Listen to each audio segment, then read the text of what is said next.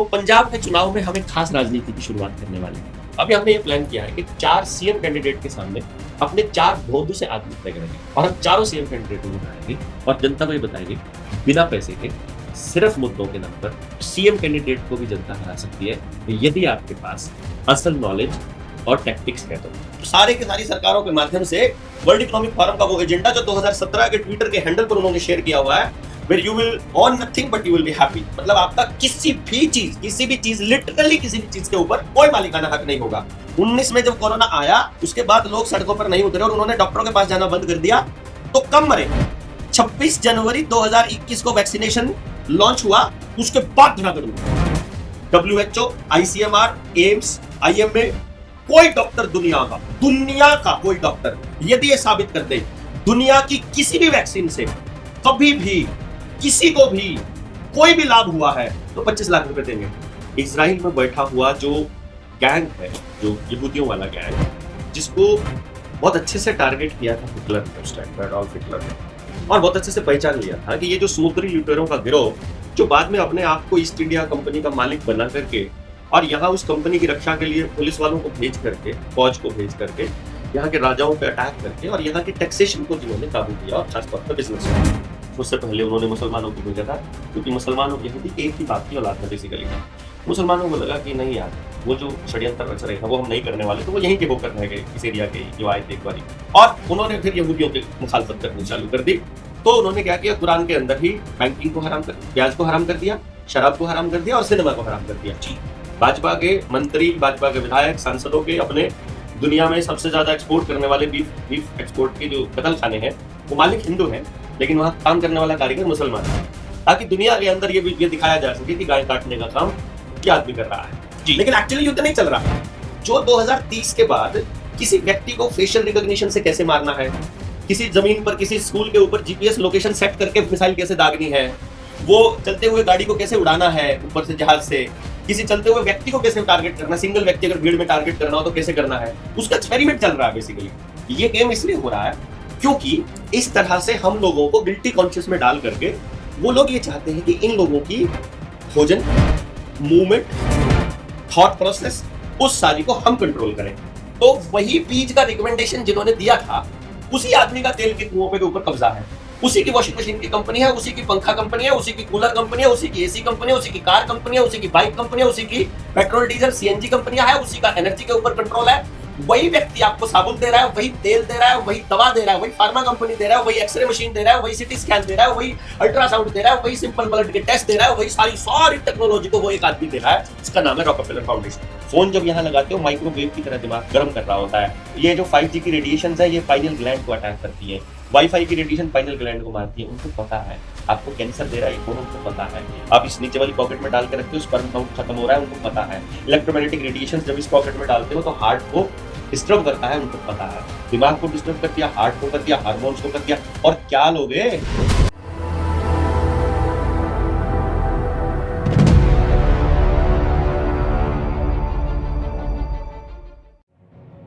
और आज हमारे स्टूडियो में एक ऐसी हस्ती पहुंची है जो आपके हर वहम को निकाल लेगी, और अगर आप इनकी बातें सुनेंगे तो आपको सच्चाई से अवगत होंगे और सच्चाई का पता लगेगा। क्योंकि काफ़ी बार आप लोग भी तालियां बजा देते हो लेकिन वो सच से दूर होती हैं, और आपको इनकी बात सुननी चाहिए, क्योंकि मैंने सुनी तो मुझे भी अच्छी लगी और आपको भी अच्छी लगी। हमारे साथ जनता सरकार मोर्चा के संस्थापक डॉक्टर देवेंद्र बलहारा है, काफ़ी अच्छी बातें बताते हैं। तो डॉक्टर साहब, आपका स्टूडियो में हार्दिक स्वागत है। धन्यवाद जी। तो आपको सबसे पहले तो ये बताइए कि डॉक्टर क्या चीज के हैं आप? मैं बड़ा डॉक्टर मैं नेचुरोपैथ हूँ और साथ में फिजिक्स का स्टूडेंट रहा हूँ जी, इसलिए उसके डॉक्टर कहा जाता है आपको। हाँ। तो अब आप क्या आज की खास? आज हम अभी आए थे भूना में ना जी। और जो घर टूट रहे हैं लगभग 2000 के करीब भूना के। नहीं, उसकी तो हम बाद में बात करेंगे, अभी थोड़े से मुद्दे ऊंचे होने चाहिए। जी बताइए। ये तो छोटा मुद्दा है हाँ। जो आज सरकार में और देश के हालात हैं, हम उन पर आपसे पूछना चाहते हैं। ये क्या चल रहा है, इस पे आइए। ये जो चल रहा है ना, ये मेहता जी, एक बहुत बड़ी स्क्रिप्ट चल रही है जी। जो 1947 से पहले अंग्रेजों के माध्यम से इजराइल में बैठा हुआ जो गैंग है, जो यहूदियों वाला गैंग, जिसको बहुत अच्छे से टारगेट किया था हिटलर ने उस टाइम पे, एडोल्फ हिटलर ने, और बहुत अच्छे से पहचान लिया था कि ये जो समुद्री लुटेरों का गिरोह जो बाद में अपने आप को ईस्ट इंडिया कंपनी का मालिक बना करके और यहाँ उस कंपनी की रक्षा के लिए पुलिस वालों को भेज करके, फौज को भेज करके, यहाँ के राजाओं पे अटैक करके और यहाँ की टैक्सेशन को जिन्होंने काबू किया और खासतौर पर बिजनेस को, तो वो जो गिरोह 1947 से पहले नहीं कर पाया था दुनिया को कंट्रोल करने का काम, साथ के साथ जमीनों पर कब्जा करने का काम। कारण क्या है, आज बहुत से लोग आपको दिखाई देंगे कि भारत से बच्चे पलायन कर रहे हैं इंग्लैंड, अमेरिका, कनाडा की तरफ में, जी। ऑस्ट्रेलिया की तरफ, और किसी को भी ये अंदाजा नहीं है, ऑस्ट्रेलिया को आप साइड में रख दीजिए, यदि कनाडा और अमेरिका की बात करेंगे ना, तो यहाँ तो साल के 6 से 9 महीने तक तो कुछ होता ही नहीं है, काम ही नहीं होता है, सर्दियां इतनी ज्यादा है। उधर फिनलैंड चले जाओ, नीदरलैंड की साइड चले जाओ, वहां पर 6 महीना सूरज और 6 महीना रात रहता है। फिर स्विट्जरलैंड चले जाओ, जिनको ग्लोरीफाई किया गया है, उनके पास अपनी कोई फसल नहीं है, अपनी कोई नस्ल नहीं है, अपना जिनके पास कुछ भी नहीं है, जिनका पूरा अस्तित्व एशिया के दक्षिणी भूभाग जहां चाइना और इंडिया आता है, यहां से लूटे गए संसाधनों पर आधारित है। वो वहां के रहने वाले लोगों को बहुत सारी सुविधाएं प्रोवाइड करके दुनिया में ये ग्लोरीफाई किया जाता है कि वहां बहुत अच्छी व्यवस्था है। जी। क्योंकि यहाँ का व्यक्ति या कहीं का भी व्यक्ति जब अपनी मूल जगह को छोड़ के पलायन करता है, आप सबसे ज्यादा कंफर्टेबल अपने घर में होगे, कच्चे कच्चे में घूम लोगे, नहीं अपना कुछ भी मुंह से जबान से निकल जाएगा। पर जब आप किसी ऐसी जगह बैठे हो जहां आपका कोई जान पहचान वाला नहीं है, तब आप पूरी तरह से फॉर्मल, पूरे सिविलाइज्ड, एक एक शब्द को चुन चुन कर बोलने वाले व्यक्ति बन जाओगे। तो वो जो व्यक्ति यहाँ से गए हैं, अमेरिका में जितना भी व्यक्ति है वो सारा का सारा पलायन किया हुआ व्यक्ति है कहीं ना कहीं से। वहां केवल 2% थे जो वहां के नेटिव थे, जिनको रेड इंडियन बोला जाता है, और वो भी अमेरिका के किसी कोने में बचे हुए हैं। उनको भी काट काट के, मतलब तलवारों से काटा गया था किसी वक्त, फिर वो एक जगह पर रह गए आदिवासी। जैसे भारत में सिर्फ 8% बचे हुए हैं मूल भारत के लोग।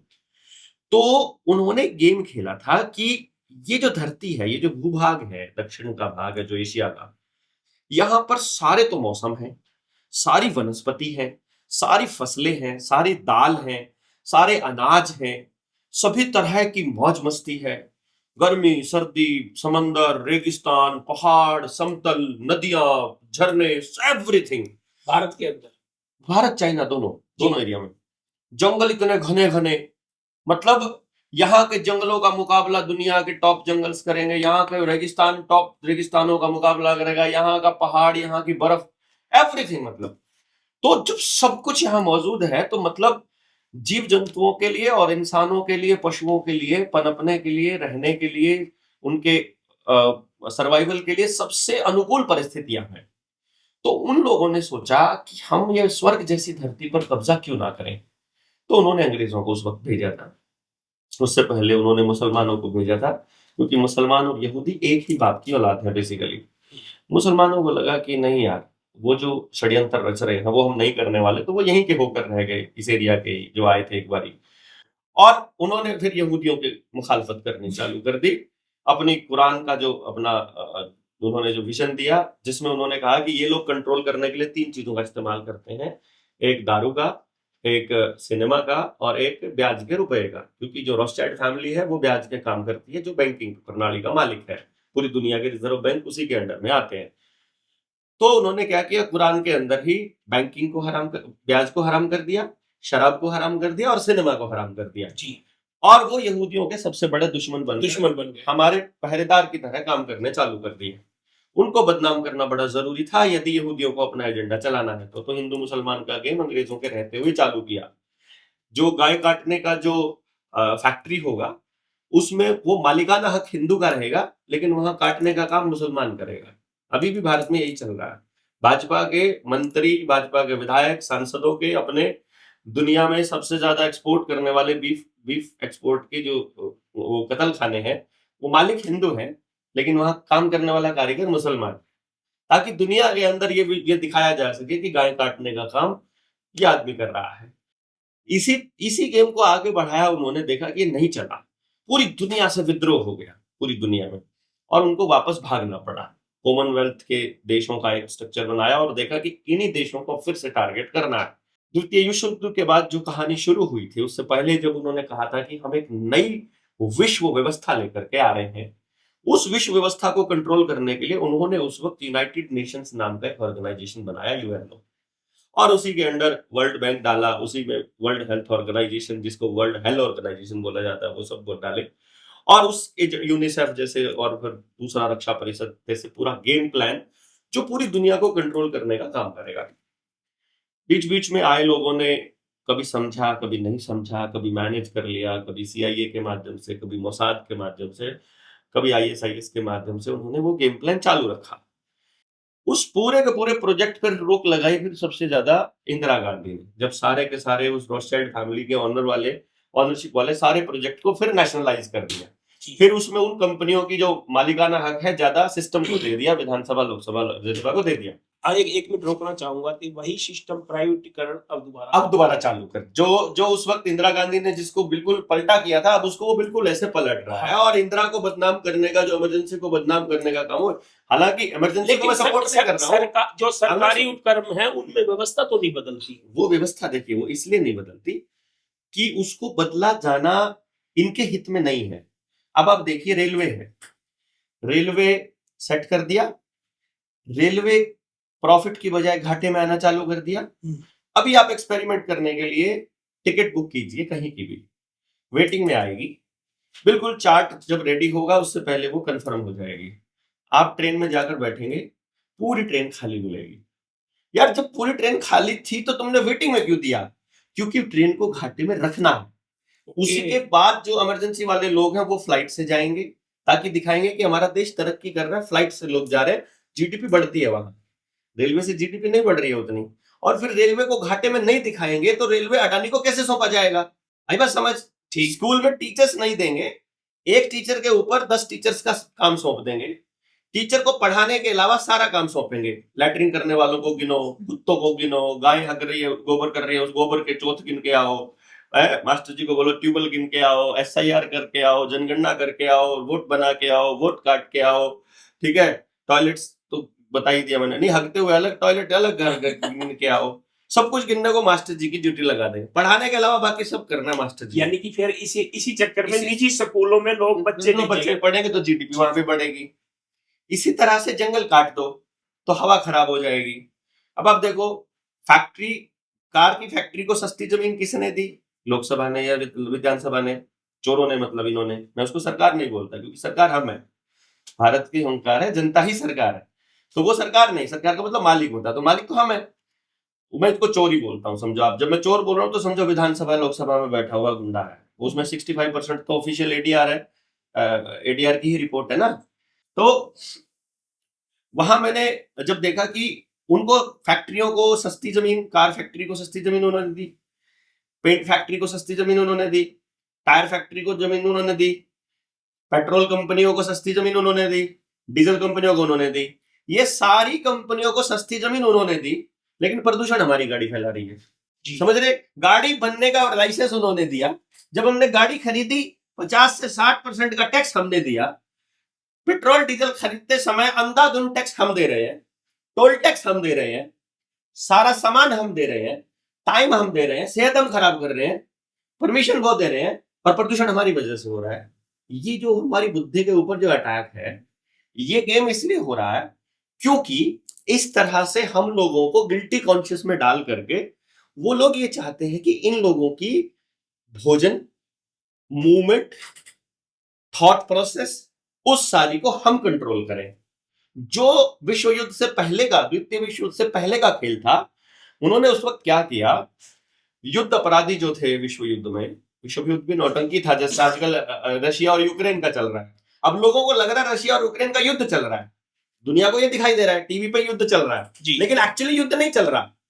जो 2030 के बाद किसी व्यक्ति को फेशियल रिकॉग्निशन से कैसे मारना है, किसी जमीन पर किसी स्कूल के ऊपर जीपीएस लोकेशन सेट करके मिसाइल कैसे दागनी है, वो चलते हुए गाड़ी को कैसे उड़ाना है ऊपर से जहाज से, किसी चलते हुए व्यक्ति को कैसे टारगेट करना, सिंगल व्यक्ति अगर भीड़ में टारगेट करना हो तो कैसे करना है, उसका एक्सपेरिमेंट चल रहा है basically, that is a laboratory.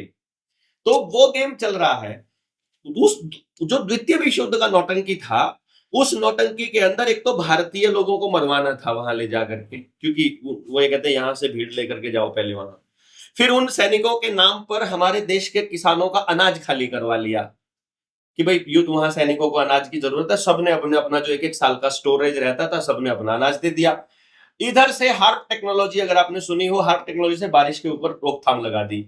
यदि मैं आज की बात बता देता हूं, बिल गेट्स के पास इंडिया में बारिश होने या ना होने देने के राइट्स अब इस टाइम खरीद लिए हैं बिल गेट्स ने जी। यदि आपको नहीं पता हो तो हार्प टेक्नोलॉजी के, यानी भारत में बारिश होगी या नहीं होगी बिल गेट्स तय करेगा। इंद्र देवता को कैसे बनाएंगे? इंद्र देवता नहीं, इंद्र देवता जब बारिश करने वाला होता है तो ऑरल जो मतलब वेव्स है उनको चेंज करके वहां का हवा का दबाव कम कर दो तो बादल जो है वहां से होते हुए निकल जाएंगे जो बरसने थे। तो वो एक्सपेरिमेंट वो सफल कर रहे हैं 1945, उस टाइम 45 पे तो सफल हो गया था।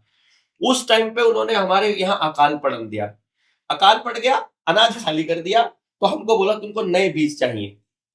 तो वही बीज का रिकमेंडेशन जिन्होंने दिया था उसी आदमी का तेल के कुओं पे के ऊपर कब्जा है, उसी की वॉशिंग मशीन की कंपनी है, उसी की पंखा कंपनी है, उसी की कूलर कंपनी है, उसी की एसी कंपनी है, उसी की कार कंपनी है, उसी की बाइक कंपनी है, उसी की पेट्रोल डीजल सीएनजी कंपनियां है, उसी का एनर्जी के ऊपर कंट्रोल है।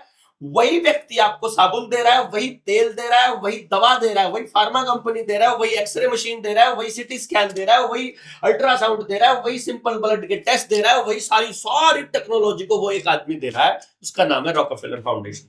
सर्च करोगे आपकी हरित क्रांति किसके रिकमेंडेशन? Rockefeller foundation. पूरी दुनिया का सब्जेक्ट जो ये तय हुआ था पढ़ने का करिकुलम किसने दिया? Rockefeller foundation.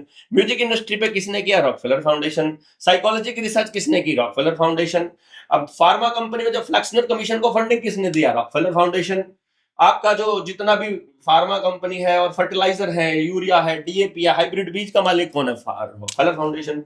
वही रॉकफेलर फाउंडेशन ने पूरा गेम प्लान रच के रॉथस्चाइल्ड बैंकिंग वाले के साथ मिलकर के उसने पूरी दुनिया को मूवमेंट को और खाने को और पानी को कंट्रोल करने के लिए षड्यंत्र रचा हुआ है, जिसमें वो 2030 तक एक ऐसी दुनिया बनाने जा रहे हैं जो काम वर्ल्ड विश्व युद्ध के बाद में यूनाइटेड नेशंस ने किया वो काम अब वर्ल्ड इकोनॉमिक फोरम कर रहा है, जिसका जो चेयरपर्सन था कॉल स्क्वाब, जिसने नरेंद्र मोदी को 2023 में बहुत बुरी तरह से डांटा था। 24 में उसने ये कहा था तुम इंडिया में राशनिंग शुरू क्यों नहीं कर रहे हो पानी की? पानी राशनिंग होनी चाहिए, जैसे तुम अनाज दे रहे हो 5-5 किलो ऐसे तुमको राशनिंग देनी है। और अरविंद केजरीवाल को टेस्टिंग के लिए दिल्ली में लगाया था कि एक परिवार को कितना पानी काफी रहेगा ये चेक करके बताओ। तो जितना उन्होंने बांटा था कि भाई तुमको 6000 लीटर पानी मिलेगा, उतने लीटर पानी 600 लीटर पानी मिलेगा डेली का, वो 600 लीटर पानी काफी रहा। तो अब आपको अगर ये कह दे 600 लीटर से ऊपर नहीं मिलेगा, मतलब 3 बार 10 फालतू लग गए आपको, धोने को पानी नहीं मिलेगा आपको, सिंपल ये कह रहे हैं वो। अब वो जो सारे की सारी सरकारों के माध्यम से वर्ल्ड इकोनॉमिक फोरम का वो एजेंडा जो 2017 के ट्विटर के हैंडल पर उन्होंने शेयर किया हुआ है कि by 2030 we will make such an environment, और हम एक ऐसी दुनिया बनाने जा रहे हैं where you will own nothing but you will be happy. मतलब आपका किसी भी चीज लिटरली किसी भी चीज के ऊपर कोई मालिकाना हक नहीं होगा। घर के ऊपर मालिकाना हक नहीं रहेगा, जमीन के ऊपर मालिकाना हक नहीं रहेगा, आपके बच्चों के ऊपर कोई मालिकाना हक नहीं रहेगा। पूरी दुनिया, नॉट भारत।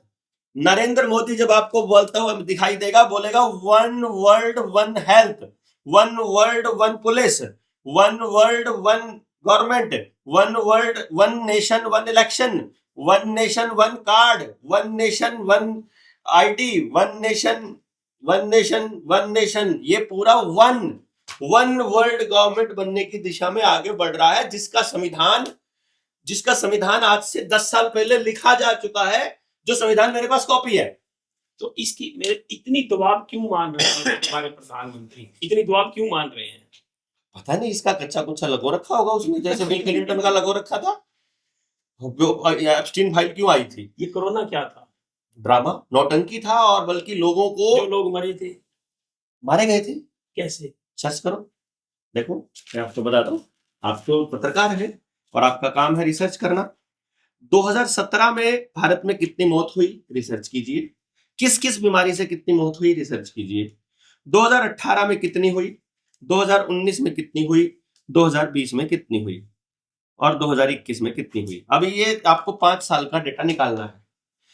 आप पता लगेगा जितने 2017 में मिले मरे जी 18 में उससे फालतू मरे, 19 में उससे फालतू मरे, ठीक है। 20 में लोग घरों में रह गए, उससे कम मरे। 19 में जब कोरोना आया उसके बाद लोग सड़कों पर नहीं उतरे और उन्होंने डॉक्टरों के पास जाना बंद कर दिया तो कम मरे। 26 जनवरी 2021 को वैक्सीनेशन लॉन्च हुआ, उसके बाद धड़ाधड़ मरे। यानी जो वैक्सीन लगाया गया उसको आप उसी समय गलत नहीं, साबित हो चुका है। डॉक्टर कमलप्रीत सिंह की किताब है द वैक्सीन क्राइम रिपोर्ट, उसके बाद पढ़िए अपने पास, गाड़ी वहां पढ़ी होगी, बाद में देख लेना, अभी नहीं। और दूसरा 5 किताबें और है, मैं आपको रिकमेंड कर दूंगा, आपको फोन पे भेज दूंगा, वो पढ़ लो।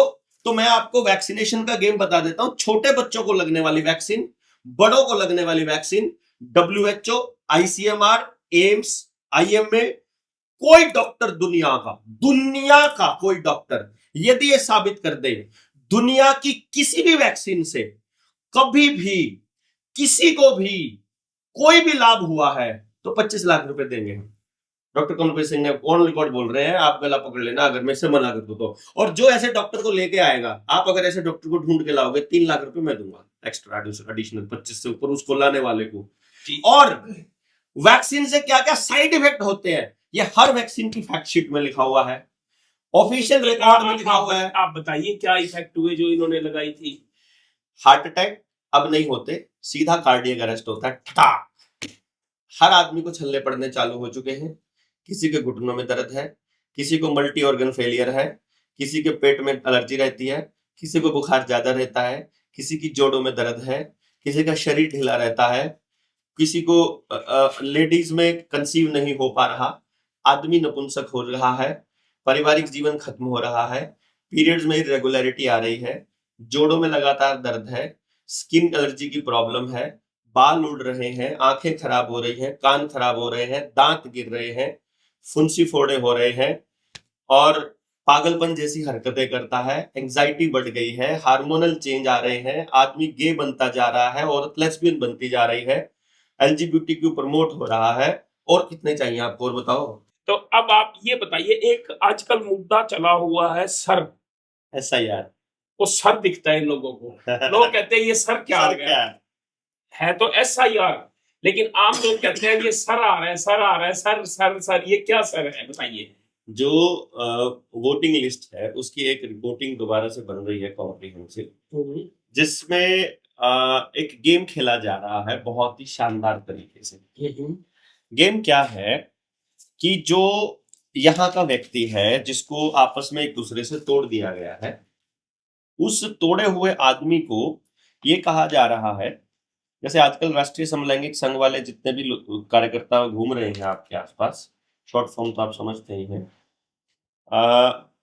उन लोगों ने एक पॉइंट आउट किया है कि जैसे हम लोग यहाँ 7-8 लोग बैठे हैं, उसमें देख लिया कि ये 2 लोग तो जो है इन कमलगट्टों को रिपोर्ट करते हैं, ये 2 पप्पू को करते हैं, ये 2 खुजलीवाल को करते हैं, ये एक बंदा बचा है, ये न्यूट्रल। यानी एक चीज और है, कोई भी पॉलिटिक्स आपसे बचा नहीं है, यानी कि ना तो आप केजरीवाल को समझ रहे हैं, ना भाजपा को, ना कांग्रेस को, तीनों के खिलाफ है। हमें क्या लेना। नहीं, हम तो हुड्डा को भी देख रहे हैं, वैक्सीनेशन के दौरान उसने भी कहा कि लगवाओ वैक्सीन, उसने भी मना नहीं किया अपने कार्यकर्ताओं को, चौटाला ने भी नहीं किया, कुलदीप बिश्नोई ने भी नहीं किया, राव साहब ने भी नहीं किया, इसने ये जयचंद था ना, जयचंद नहीं, वो कौन सा था, अजीत सिंह का लड़का जयचंद ही है सौराब, तो उसने भी नहीं किया। ठीक है, उधर चले जाओ, अखिलेश एक बार बोला था, अगले दिन तुम दबा के फिर बैठ गया। क्यों? अब वो उस दिन उसका गला पकड़ लिया होगा उसने, अमित शाह ने पकड़ के, तू क्यों बोला वैक्सीन के खिलाफ। अब चिल्ला चिल्ला के कह रहा है कि मैंने तो नहीं लगवाई थी, मैंने तो नहीं लगवाई थी। लेकिन कार्यकर्ताओं को एक बार बोल के अगले दिन बोला जिसको लगवानी है लगवाओ, जिसको नहीं लगवानी ना लगवाओ। तो इन्होंने कहा कि इन्होंने देखा कि ये 2 लोग तो अपने वर्कर हैं। अब वो आ रहा है गांव में, ये राष्ट्रीय समलैंगिक संघ वाला, वो कहता है, कच्छाधारी समझती है, वो कहता है कि बेटे की उम्र कितनी है, 16 साल, मैं वोट बनवा देता हूँ, हमारी पार्टी को वोट करते हो तो वोट बनवा देता हूँ। अदरवाइज नहीं बनवाऊंगा। वो अगर हाँ कर दे तो उसकी वोट बनवा देंगे 16 साल की उम्र में ही, और यदि ना कर दे तो 20 का हो रखा हो तो भी नहीं बनने देंगे। देख लिया कि इस घर के अंदर 6 हैं, इसमें से वोट तो हमारी है नहीं है, तो 2 फार्म फेंक के चला जाएगा मास्टर जी। ना तो घर घर जा रहा है, कहते मैं तो चौपाल में बैठा हूँ, मैं तो स्कूल में बैठा हूँ, वहीं आ जाओ। एक तो मास्टरों को कामचोर बना ही दिया है, ऊपर से वैक्सीन ठोक कर दिमाग बुद्धि खराब कर ही दी है। ठीक है, सारे के सारे तनख्वाह के चक्कर में बेचारे वैश्याओं की तरह मतलब घूम रहे हैं लंबा लेट हुए। अब मैंने बोला उनको कि भाई तुम घर घर क्यों नहीं जा रहे हो? बोले कौन जाएगा, लोग तो पागल है ही, कोई कुछ मतलब उनको अपनी वोट का कोई फिक्र तो है नहीं। अब इसमें जो सत्ताधारी दल को सपोर्ट कर रहा है उसके वोट ज्यादा से ज्यादा बन रहे हैं, जो सपोर्ट नहीं करता है उनके वोट कट रहे हैं। अब हर एक बूथ की उन्होंने मार्किंग कर रखी है, जो पन्ना प्रमुख है उनके हाथ उनके थ्रू जी। पन्ना प्रमुख ने बता दिया है कि इस पन्ने के ऊपर हमारी इतनी वोट है, इनकी इतनी वोट है। तो अब वहां पर उनको और उस पन्ने के ऊपर 4 वोट चाहिए। तो अब वो बिहार से, यूपी से, बंगाल से अपने कार्यकर्ताओं की वोट उस मास्टर जी को पकड़ाते हैं कि ये 4 फार्म है, ये भी चढ़ा दो। यानी यहां पर आपकी वोट कटी या बनी, इससे ज्यादा इंपॉर्टेंट अब जो हो जाता है वो ये हो जाता है नई वोट किस किस की बनी, वो असल में आदमी धरती पर गांव में है कि नहीं है। ये जो विस्थापन का काम चल रहा है ना, हर आदमी विस्थापित हो रहा है। अरे ये वोट, अच्छा वो सड़क बन रही थी वहां उनकी हो गई होगी, उनकी बना दी होगी, सड़क बनने वाले जो लेबर थी ना उसकी बना दी होगी। इसको का अमली जामा पहनाते हुए पंजाब में इस लेवल पर बिहारियों की वोट बन रही है कि बिहार से पूरी ट्रेन भरकर आ रही है वोट बनाने के लिए, बनवाने के लिए, और वो वहीं पे आकर के रुक रहे हैं।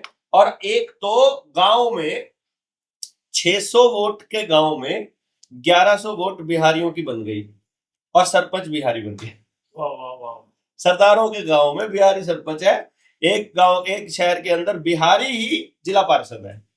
यानी लेवल ये बढ़ गया है, इतनी वोट बना दी है। इसलिए ये टेस्टिंग करा था उन्होंने पंजाब के अंदर कि आने वाले समय में यदि हमें कहीं पर भी कुछ भी करना हो तो मन मर्जी की वोट बना दो। तो नागरिकों को जागरूक होते हुए इलेक्शन कमीशन, जिसको केंद्रीय के चुनाव का चू, आयोग का आ, के चुआ के ऊपर बिंदी, जो केंचुआ है केंद्रीय चुनाव आयोग, उस केंचुआ की जो चाल है उसके ऊपर नजर बना के रखनी पड़ेगी कि ये किसकी वोट बन रही है और किसकी कट रही है, वरना आपके नागरिक अधिकार खत्म होने वाले हैं। पहले ही आपके यहां पर 3-4 चीजें पक्की हो रही है। क्या? कि जो पार्टी है इलेक्शन की, पॉलिटिकल पार्टी, वो आपने चुनी हुई नहीं है, वहां उसका कोई मालिक है। जैसे एक पार्टी का मालिक अभय चौटाला, एक का मालिक उसका भतीजा हो गया। एक पार्टी का मालिक कुलदीप बिश्नोई हो तो चलो मिल गया बिस गया, एक का भूपेंद्र सिंह हुड्डा बना बैठा है, उधर से शैलजा कहती नहीं मेरी है, उधर से वो गए कि एक क्या नाम है, ये कैथल वाला सूरजे वाला कहता है ये हमारी है, वो सीडी वाले का लड़का है। अब वो पार्टी आपकी नहीं है। फिर पार्टी जिस कैंडिडेट को टिकट देती है वो जनता से पूछ कर नहीं देती है, वो या पैसे देख कर देती है या चमचागिरी कितना करता, पानी मारने में कितना मास्टर है उस हिसाब से देती है। ठीक, कितना बड़ा दंगेबाज है, कितना लुच्चा है, कितना सीडी है, जिस कितना कंट्रोल में होगा उस हिसाब से वो टिकट देती है। तो अब जनता के सामने ऑप्शन हो जाती है, गधे को देनी है, उल्लू को देनी है, कुत्ते को देनी है, सुअर को देनी है, इसमें से देनी है। आदमी कोई नहीं है वहां वोट देना, क्योंकि आदमी का चुना हुआ आदमी होगा। और उन गधों का तो पॉलिटिकल पार्टियों जो है, मैं उनको पॉलिटिकल पार्टियों को बोलता हूं कि ये उद्योगपतियों के पालतू कुत्ते हैं। तो उनके आगे गुलाम कौन होंगे, यू कैन अंडरस्टैंड। आदमी तो नहीं होगा एटलीस्ट। तो अब आदमी के पास ऑप्शन नहीं है कोई भी। तो ऑब्वियसली क्योंकि बाजार से संचालित जो व्यवस्था है उसमें वो हर आदमी को बाजारू बनाने की दिशा में काम करेंगे। मेरा मानना यह है कि इंसान को अब एक साथ बैठ करके, जितने इंसान आपके आसपास रहते हैं गांव में, शहर में, उन सबको बैठ करके देख लेना चाहिए कि भाई आओ एक काम करते हैं, इंसान होने के पैमाने तय कर लेते हैं। यदि आपने ये पैमाने तय नहीं किए तो आप बलात्कारी को भी इंसान बोलते रहोगे, जबकि काम वो शैतान का कर रहा है। जी। चोर को भी आप इंसान बोलते रहोगे, जो कि गलत है। मानक से जब हम हटेंगे तो हम मरेंगे। सेंटीमीटर को छोटा बड़ा कर दो 1 मिलीमीटर, या मीटर को कर दो, उसी टाइम पूरी सिस्टम ध्वस्त हो जाएगा। पूरा घंटा एक मतलब अगर 3600 सेकंड का होता है ना, आप 3601 सेकंड का 1 घंटा कर दो या 3599 का, सारा सिस्टम उलट पुलट हो जाएगा। आदमी के जो मानक हैं, इंसान होने के जो पैमाने हैं, उसको मापो, बैठ करके साथ रहने के नियम आप खुद बना लो, तो इन पॉलिटिकल पार्टियों से आप टकरा सकते हो, तो इनके इस एजेंडे को फेल कर सकते हो। अदरवाइज आप यदि खाल देखकर, जात देखकर, बिरादरी देखकर, जगह देखकर, पैसा देखकर यदि आदमी को इज्जत या बेइज्जती प्रदान करोगे तो आपका सर्वनाश सुनिश्चित है। यदि हमने इस लेवल पर नहीं समझाया तो हम इस एसआईआर वाले प्रोपेगेंडा से नहीं लड़ पाएंगे, और यदि एसआईआर वाले प्रोपेगेंडा से नहीं लड़ पाएंगे तो जो भी व्यक्ति वहां बैठा हुआ जिसके हाथ में केंचुए की गर्दन है, वही व्यक्ति कंट्रोल करेगा कि चुनाव कौन जीतेगा और कैसे जीतेगा और कितनी वोट से जीतेगा और कौन वहां पर प्रधानमंत्री बनेगा, कौन सरपंच बनेगा, कौन एमएलए बनेगा। और हमें फिलहाल ऐसा लगता है कि सारी पावर उनके पास है। देश की जनता ये भूल गई है कि असल में पावर उनके पास नहीं है। हम 5 साल में अपनी पावर उनको देते हैं। जब हम वहां बटन दबाते हैं तो हम ये कहते हैं, जाओ मेरी पावर अजय मेहता को, जाओ मेरी पावर रविश को। तो इस तरह से हम ये कहते हैं कि कितने लोगों ने अजय को पावर दिया, कितने लोगों ने रविश को। उससे तय होगा कि ज्यादा पावर जिसके पास है वो निर्णय लेगा कि लोगों ने इस पर भरोसा जताया तो ये सही लगा उनको। इस तरह से लोग हर 5 साल के बाद अपनी पावर देते हैं। और जनता सरकार मोर्चा का जो ध्येय है, उद्देश्य है, उसमें यह है कि लोगों को अपनी पावर एक्सेस करना, और जब जरूरत पड़े और सामने वाला व्यक्ति जब उस पावर के ऊपर उसका मिसयूज कर रहा हो तो अपनी पावर को वापस अपने पास लेकर के कैसे आना है और उस पावर को अपने लिए कैसे इस्तेमाल करना, और बाकी पूरे समाज के लिए कि हम सह अस्तित्व में रहते हुए, को एग्जिस्टेंस में रहते हुए, बजाय इसके कि मैं और आप एक दूसरे के कॉम्पिटिटर बन जाए, मैं आपका कोऑपरेटर क्यों ना बन जाऊं, मैं आपको साथ का सहभागी क्यों ना बन जाऊं, मैं आपका सहयात्री क्यों ना बन जाऊं। इस मिशन पे कैसे बढ़ा जाए, इस यात्रा पे हम लोग निकले हुए हैं। और इस एसआईआर वाले मुद्दे पर हम लोगों को ये बोलते भी हैं कि आपने अपनी वोट बनानी है, ये तो ध्यान रखना ही है। किसकी वोट वो काट रहे हैं इसका भी ध्यान रखना है, और नई वोट कितनी बन रही है ये सबसे इंपॉर्टेंट पॉइंट है जिसके ऊपर पूरे गांव को ध्यान दें। ईवीएम का क्या चक्कर है?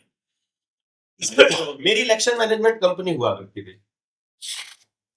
मैं पंजाब में पहली बार हमने पैसे लेकर के इलेक्शन मैनेज किया था। मैं आपको इलेक्शंस की एक इतनी गहरी सच्चाई बता रहा हूं। अभी पंजाब में एक इलेक्शन का जो खर्चा होता था, मैं एक कैंडिडेट की बात बता रहा हूँ। मुझे वो बोलता है, डॉक्टर साहब, हाँ जी, रात को बैठे हम लोग, एक गल दसो। मैं कहा दसो दी 20-22 काम चल जूगा। मैं कहा जी 20-22 लाख में कहाँ काम चलेगा जी, इलेक्शन है तो। और जी नहीं, 20-22 करोड़ विधानसभा का चुनाव 20-22 करोड़। हाँ, 2 करोड़ तो तुसी ले लोगे। हमारी जो कंसल्टेशन फीस थी वो 2 करोड़ थी एक विधानसभा की। 2 करोड़ तो तुसी ले लोगे, 20 करोड़ असि साइड चलाए हुए हैं। मैं कहा 20 करोड़ का क्या करोगे, क्योंकि मैं तो सोच रहा था 2-4 करोड़ में एक विधानसभा आराम से जीती जाएगी। देखो, असि 10-11 करोड़ तो बनने ही पैने। बनने मतलब हाँ, तो इतनी वोट तो बिकाऊ होती है। अच्छा जी। और फिर उन्होंने अपना कैलकुलेशन बताया अपनी पार्टियों का। तो मैं जो चुनाव लड़ रहा था वहां ज्यादातर कैंडिडेट मेरे अकाली भाजपा के थे। मैंने जब उनके अंदर की गहराई को देखा कि किस लेवल पर ये हम जैसे लोगों का दिमाग इस्तेमाल करके, मतलब वो बताते थे, यार डॉक्टर साहब फलाने पिंड में अपनी बड़ा विरोध है, ओदा की किया जाए। मैंने अपने 4 लोगों की टीम बुलाई। मैंने कहा एक काम करो, ये क्वेश्चनर है, पढ़े लिखे से, अनपढ़ों से, गांव वालों से, शहर वालों से, छोटे बच्चों से, बुजुर्गों से, औरतों से, जवानों से, सबसे लिखवा के लाओ, आके मैं इसका एनालिसिस करता हूँ। उन्होंने उस क्वेश्चनर को लाया, मैंने ऐसे ग्राफ बनाया, मैंने डिजाइन बनाया, लोग कैसे सोच रहे हैं। अच्छा, मैंने शाम को उसको सोल्यूशन दे दिया। मैं कल जा करके ये बयान दे देना तुझे, सारा नॉर्मल होगा। जो पढ़ो यार, आप तो गाँव वालों ने हाथों हाथ लिया, चलो बहुत बढ़िया। वहां से रियलाइज हुआ कि यार ये तो पॉलिटिशियंस पैसे के दम पर लोगों का दिमाग ही फिरा देते हैं। अब मेरे जैसा आदमी जिसको ह्यूमन साइकोलॉजी की खास पता है कि ये आदमी ऐसे समझेगा, और हम जैसे लोग तो इनके कठपुतली बने रहेंगे। तो सोचा क्या सारी पॉलिटिकल पार्टी ऐसा करती है। तो अगला चुनाव हमने प्लान किया राजा वीरभद्र के साथ लड़ने का। उस टाइम जिंदा थे, 2017 की बात। तो हम चले गए हिमाचल का चुनाव मैनेज करने। हिमाचल में एक जिसका चुनाव मैनेज कर रहे थे वो जीत गए या हार? हमारे 60% जीते, 40% हारे। अच्छा, मतलब 60% कैंडिडेट जीत गए थे, चलिए अच्छी बात है, क्योंकि अगर 60% कार्य पूरा हो जाए तो सफल होता है आदमी। नहीं, वो तो हम जीतने के लिए तो करिए, हम तो एक्सपेरिमेंट कर रहे थे। मैं तो अपने साथियों को ये सिखा रहा था। हम लोग पहले ये काम फ्री में करते थे जी। लोगों को सपोर्ट करना, यार जैसे वो करते हैं, कार्यकर्ता करते हैं। एक दिन नेता को हमने गाइड करके दिया, पूरा फ्रेमवर्क बना के दिया कि ये आदमी अगर यहाँ से चुनाव लड़ता है तो देश का भला हो जाएगा। कैंडिडेट कोई और ही आ गया, पता लगा उन्हें 4 करोड़ रुपया दिया टिकट का। मैंने कहा यार तुम ये क्या कर रहे हो, या तो तुम हार जाओगे। कैंडिडेट बोलता है, वो बोलता है, प्रभारी बोलता है कौन हराएगा हमें। मैंने कहा मैं हराऊंगा तुमको। कैसे हराओगे? मैं ले देखो, टीम बैठी थी। मैंने बोला एक काम करो भाई, सारे सारे चलना है क्या मेरे साथ? मैं तो छोड़ रहा हूँ, मैं तो ये काम छोड़ रहा हूँ। क्या करोगे डॉक्टर साहब? जो काम इन हरामियों के लिए फ्री कर रहे हैं ना, ये काम हम पैसे लेके क्या करेंगे? ठीक बात है। अबे जो जो काम हमें आता है वो स्किल का इस्तेमाल करके देखेंगे। जब टीम के साथ आया, हमने सेटलमेंट किया। कुछ लोगों को, जो नेता के जानकार लोग होते हैं, सारे के सारे पैसे के चक्कर में रहते हैं। हमने नेता के आदमी को सेटल किया। मैं कहा 10% तुम्हारा है, 2 करोड़ में सेटिंग करो, 20 लाख तुम्हारा। तो 1 मिनट में नेताजी को पका लिया उन्होंने। हम लोग को सारा काम आता ही था, इस तरह के काम। तो उस टाइम पे तो राजनीति ही इस लेवल की कर रहे थे हम लोग। लेकिन जब वहां से समझ में आया, तो हिमाचल जब गए, वहां हमारा एक कैंडिडेट आके मुझे बोलता है, जब हम जीतने के कगार पे हैं, पूरा पन्ने के हिसाब से उसको पूरी विधानसभा का 60,000 वोट का हमने, उसमें तो 60,000 वोट होते हैं एक विधानसभा में, यहाँ तो 2.5 लाख वोट है। तो हमने बोला कि ये जो आप जीते पड़े अपन लोग, वो बोला जी भाजपा जो है। यार तुम जीत रहे हो इस निशान पे। देखो, इस पूरी लोकसभा में इतनी सीटें भाजपा की आ रही है, इतनी कांग्रेस की आ रही है। मुझे मिनिस्ट्री ऑफर हुई है और मैंने हाँ कह दी है। अब डॉक्टर साहब आपके ऊपर है, आप मेरा चुनाव लड़ोगे या कांग्रेस का? इसलिए हमने राजा साहब को फोन किया। मैं कहा राजा साहब इस तरह की बात है। तो राजा साहब बोले कि उन्होंने कहा, उसने अपने उस कैंडिडेट का नाम लेते हुए कहा, वो अपना ही आदमी है, वो जहां से भी लड़े हमें मदद उसी की करनी है, वो चाहे भाजपा से लड़े। मैं कहा ये इन्हीं का राजनीति जा रहा है और चीजें समझ में आ रही है फिर हमारे को भी धीरे धीरे। और फिर हम वहां से निकल के, फिर हम दिल्ली एमसीडी का चुनाव फिर हमने अमित शाह की टीम के साथ किया। मैं कहा आप इसको समझते हैं ये कैसे करता है। फिर हमने देखा लड़ाइयां कैसे बजती है। एक फलानी जात के लड़के को उस मोहल्ले में ले जाकर फलानी जात के लड़के से थप्पड़ मरवाना है, ये वीडियो बननी है। ओहो ओहो, उससे दंगा आराम से हो जाएगा, इतनी वोट पोलराइज हो जाएंगी। और लग रहा है फिर हमें सीन याद आया जब अरविंद केजरीवाल को झापड़ पड़ा था और वो बीजेपी का ही आदमी था। फिर दूसरा झापड़ अपने आप मरवाया था। ओहो, ये भी ऐसे भी होता है। और फिर वहां से जैसे यहाँ जींद के चुनाव में, जींद उपचुनाव में उसने दुष्यंत ने अपनी गाड़ी पे अटैक करवाया था, वो पूरा स्क्रिप्टेड था। वो उस टाइम पर मैं जींद में ही किसी का मैनेज कर रहा था। तो फिर हमने, मतलब फिर सारी पॉलिटिकल पार्टियों के साथ बैठ करके हमने उस पूरे गेम को समझा। और 2020 में जब ये स्क्रिप्ट चल रही थी और ये लॉकडाउन वगैरह लग रहा था, तब मुझे लगा किसान आंदोलन के दौरान कि अब जनता को समझाने का वक्त आ गया है। बिल्कुल। कि ये तुम्हारे साथ कैसे राजनीति करते हैं। अब हम जनता को राजनीति करना सिखाएंगे इन हरामियों के खिलाफ। चलिए, तो तब हमने ये सोच करके देखा कि यार ये जो गेम है ना, जो ईवीएम वाला, वो जो हिमाचल वाली बात थी जिस पर ये कहानी शुरू हुई थी, वो हिमाचल वाले व्यक्ति ने मुझे पहले बता दिया, सर इतनी वोट आनी है, मैं अभी ईवीएम देख आया हूं कैसे आनी है। एग्जैक्ट उतनी ही वोट आई थी। उस दिन मुझे क्लियर हो गया था, पहले से तय है किस कैंडिडेट को, यानी कि ओम प्रकाश धनखड़ को हराना है, कैप्टन अभिमन्यु को हराना है। जो भी फालतू चूं चप्पड़ जो सीएम बनने के सपने देख सकता है, उसकी कांच काटनी है, पहले तय हो जाता है। तो मेरा ना एक सवाल आपसे और रहेगा। हाँ जी। आपकी काफी वीडियो देखी है जी।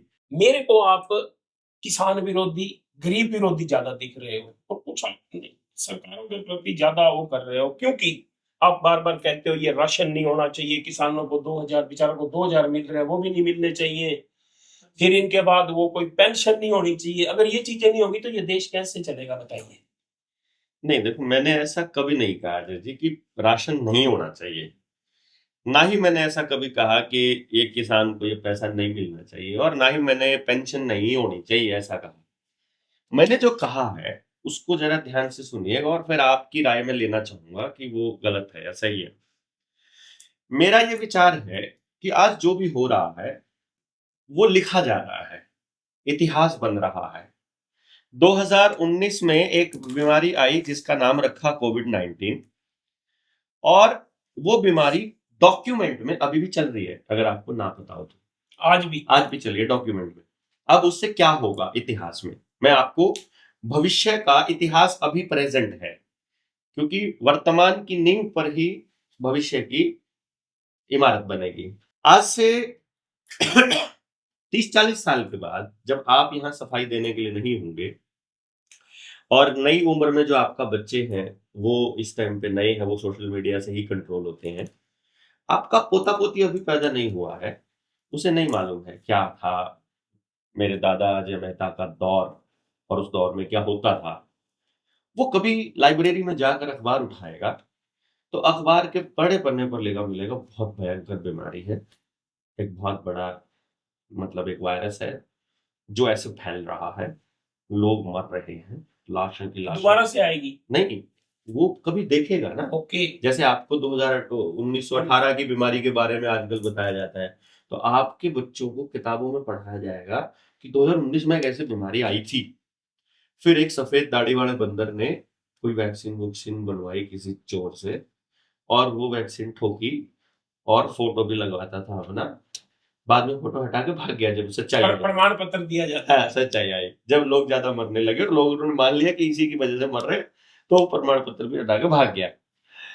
अब आप सोचकर देखो, वो किताब में लिखा हुआ है, सच्चाई आपको पता है कि कोरोना फ्रॉड था, उसके नाम पर धंधे चौपट किए गए, उसके नाम और लेकिन सरकार के धंधे तो चले, सरकार के धंधे चले, पब्लिक का धंधा बर्बाद किया गया, परिवारों को बर्बाद किया गया और लोग मारे गए, उल्टा बीमार किए गए। ये कहीं पर लिखित नहीं है, ना आपने लिखित में कंप्लेंट दिया, ना पूरे शहर ने कोई ज्ञापन दिया, ना किसी ने अपनी किताब लिखी। उन्होंने बीमारी के ऊपर, पेंडेमिक के ऊपर किताब लिख दी और साथ के साथ में इसके इलाज के ऊपर भी पूरे अखबारों के पन्ने पटे हुए हैं कि आज इतनी वैक्सीन बटी, आज इतनी वैक्सीन बटी। तो इतिहास लिखा जा चुका है कि कोरोना महामारी थी और 2026 में भी चल रही है। ठीक है, 2030 तक चलना है ये, क्योंकि जो वर्ल्ड इकोनॉमिक फोरम का मैं एजेंडा 2030 बोल रहा था, जिसको न्यू वर्ल्ड ऑर्डर बोल रहे हैं, वो जो एजेंडा 21 है, जो एजेंडा 2030 के नाम से आ चुका है अब, वो 2030 तक चलेगा। तो ये जो 2019 में चालू हुई बीमारी है, लॉकडाउन 2020 में लगा था 22 मार्च को, तब से लेकर 2030 तक पूरे 10 साल की महामारी हो जाएगी। इस 10 साल में वैक्सीन के साइड इफेक्ट जो कि 7 साल में आने वाले हैं बहुत जबरदस्त, यानी जिसने वैक्सीन 2023 में लगवाई है वो 2030 तक, जिसने 2021 में लगवाई है वो 2028 तक निपट लेगा। एक्सपायरी डेट या तो यस कर दी गई। हाँ, 7 साल ही है। तो प्रधानमंत्री ने भी तो नहीं, उसने वो ऐसे दबाते हैं तो वो अंदर घुस जाते हैं, चक्कू होते हैं ना, वो ऐसे मारते हैं चक्कू अंदर घुस जाता है, तो वो आपको दिखाने के लिए था। ठीक है, वो ढूंढ लेना कि असली कैसा था। तो यानी 2028 से 2030 तक मरने वालों की संख्या खूब बढ़ेगी।